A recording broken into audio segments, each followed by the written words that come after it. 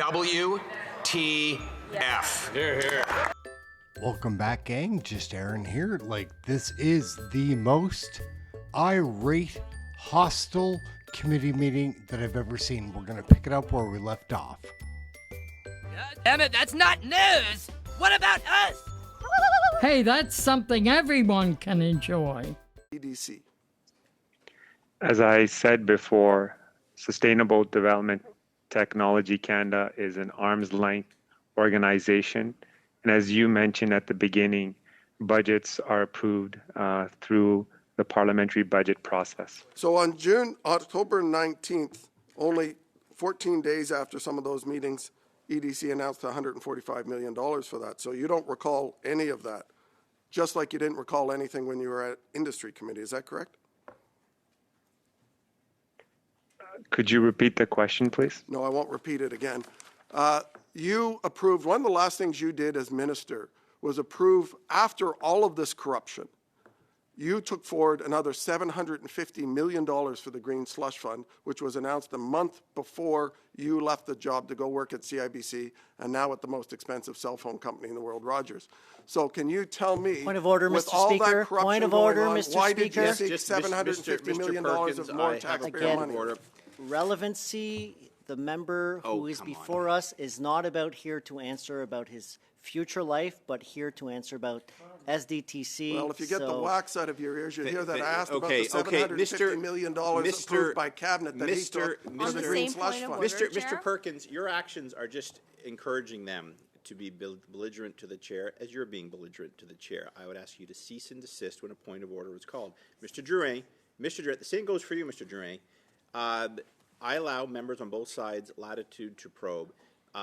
There is no question of relevance here. Mr. Perkins, Mr. Perkins was, Mr. Perkins is, just let me finish. Mr. Perkins is, as all members are entitled to ask the questions in the manner they please, but his question is clearly, from what I can see, going in the direction of the topic we're studying. Ms. Khalid, do you have a point of order? Yeah, on the same point of order that was raised by Monsieur Drouin, I don't see how the wax in his ears has anything to do with the questions that are being asked today. Thank you. Mr. Perkins, you have. I'll back the clock up. You have the question again. Go ahead. So I'll make it simple for you, Mr. Bain, since that seems to be the only way to try and get an answer. After $114 million went to Andre Lise-Matteau's companies, you went to cabinet seeking another $750 million for the Green Slush Fund when 25% of the money was going to Cycle Capital, which Stephen Guilbeault owned shares on, was a lobbyist for. Why did you go to cabinet for another $750 million for such a corrupt organization? As been discussed before, Sustainable Development Technology Canada is an arm's length organization. The management oversees the day-to-day operations. There's an independent board that oversees them, and the budget process is debated in the House of Commons and approved by the House, and these monies are allocated to promote and support the clean tech sector. Chair, I think this witness is in contempt of this committee since he refuses to answer a question and keeps repeating his either written PMO speaking points Chair? Or not. That's all he's doing. Well, I think we're just starting, order, and as skilled parliamentarians, you'll have repeated opportunities to get to Mr. Bain's answered. Yes, Ms. Khalid. Chair, I doubt that the member opposite has the qualifications to make those allegations. I believe that it is up to you to decide whether somebody's in contempt or not, and I personally don't think that anybody has been in contempt so far. Very much. Mr. Perkins, could you ask your question again, and then we will get an answer and move on. Very simple. Why did you seek $750 million more for this organization that was funneling money to your Liberal appointments when you knew it was a corrupt organization, and you went forward to give them more money from the taxpayer to further feather bed your political appointees and the Prime Minister's political appointees? Are you really that corrupt?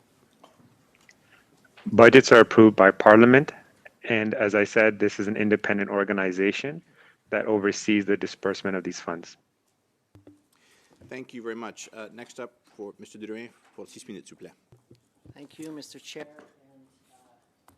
I have to say, I'm still questioning as to the reason why Mr. Baines is before our committee, as Mr. Perkins and both Mr. Cooper got to ask him questions in June, and I'm wondering their competency in auditing, whether or not they are competent to actually ask questions.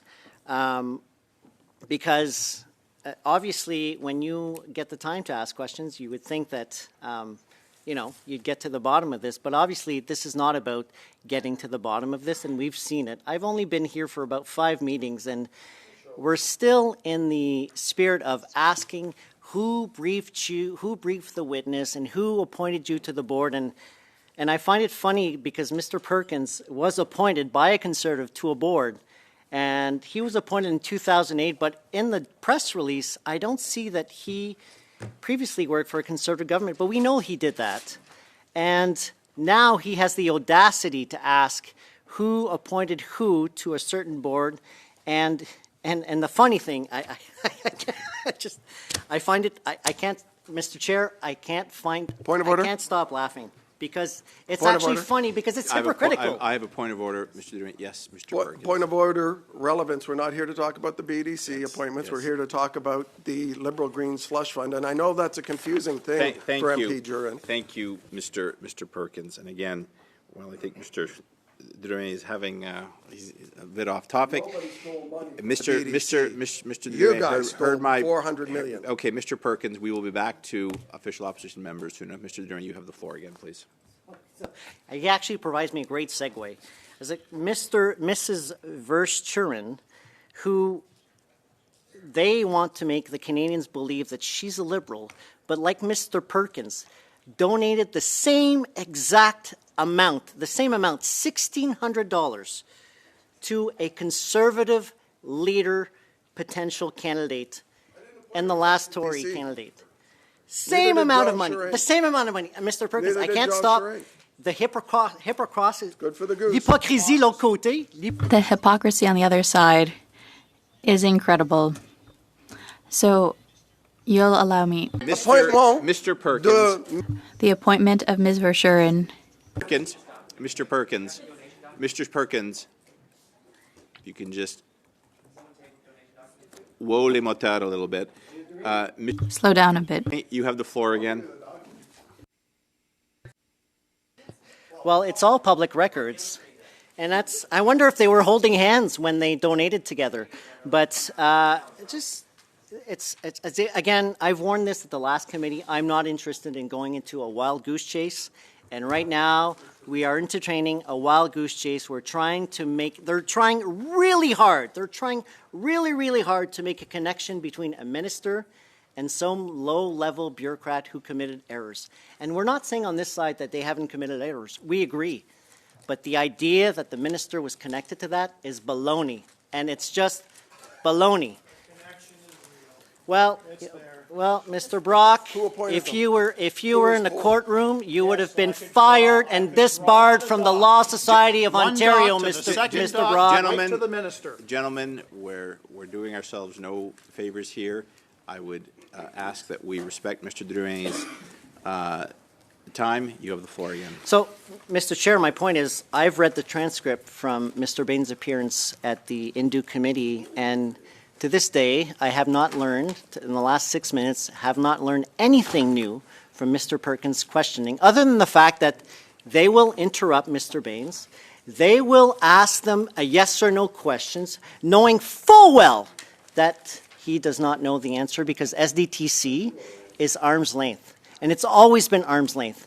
The idea that the minister has direct control over the decisions and the financial decisions of SDTC is out of touch. Do your homework. You've only been here 5 Monsieur le minutes. Président, avec tout, Mr. Chair. Mr. Perkins maybe has a right. Maybe his experience at BDC. Mr. Drouin, I'm just going to try to bring order here. Ms. Scalise, if you have a point of order, I appreciate everyone to say point of order. Otherwise, I just think you're participating in the fun fight that's going across. Point of Is it a order, point of order? then, Yes, Chair? please. I would appreciate if colleagues can not holler and yell and shriek across the way. My colleague is sitting right beside me, and I can't even hear him based on all of the shrieking that is happening from those Thank folks you, Ms. over there. Khalid. I too would appreciate that. And again, unfortunately, what's good for the goose is good for the gander. So I would ask that all sides refrain from speaking when an individual has the floor. And Mr. Drouin has the floor, please. Thank you so much, Mr. Chair. I can tell I'm ruffling some feathers if we want to talk about goose and ganders and whatnot. But again, perhaps Mr. Perkins has some other idea of how boards work, and perhaps he was breathing down the neck when he was appointed at the BDC, and perhaps ministers' offices were breathing down his necks to make decisions, but that's not how we operate. We change the process. We change the way people are appointed to this to different boards, and it's actually on websites. So the idea that this was some secret liberal board appointees that somehow benefited our friends and blah, blah, blah. Well, I'm still waiting for my friends to say, thank you so much, Frank, for having benefited to my personal wealth. I have none. So I'll go back again to the rationale as to why Mr. Baines is here is because there was some No. There was some issues with the fact of a testimony, which that testimony, the witness later corrected, and it's on the record. She later corrected. I mean, the idea that somebody would somehow accepted an appointment without having applied is ridiculous. Name me any employer who would say, I named this person my employee without having applied. Hey, les gars, là, vous faites pas de sens. Guys, it doesn't make any sense. You make 0 sense. And you're here, and once again, people applied. These people, Mr. Perkins and Mr. Cooper, had the opportunity to interview and ask questions to Mr. Baines already. And the fact that he's here once again at another committee with the same people makes no sense. 0 sense. I have no question for Mr. Baines. I understand very well. I saw the transcript of the last meeting in June. It didn't take 1 month, 2 months, 3 months, 4 months, 5 months for these people to accuse even before he answered. You're going to go through a certain issue. You're going to be asked a yes or no answer. You're going to be accused. They're going to opine on certain facts that they will not allow you to answer because they will interrupt you, and that's the way it's gone at Indu Committee. And unfortunately, it's the way it's going to go at this committee, and I apologize for this, but we know you had nothing to do with this. There were certain people that had something to do with it, but it was never connected to a minister's office. It was never, and I know you guys are trying hard.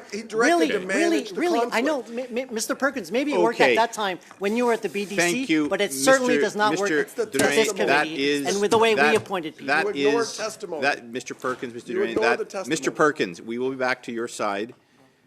That is the time. Maintenant, c'est Madame Séclair. Oh, yeah.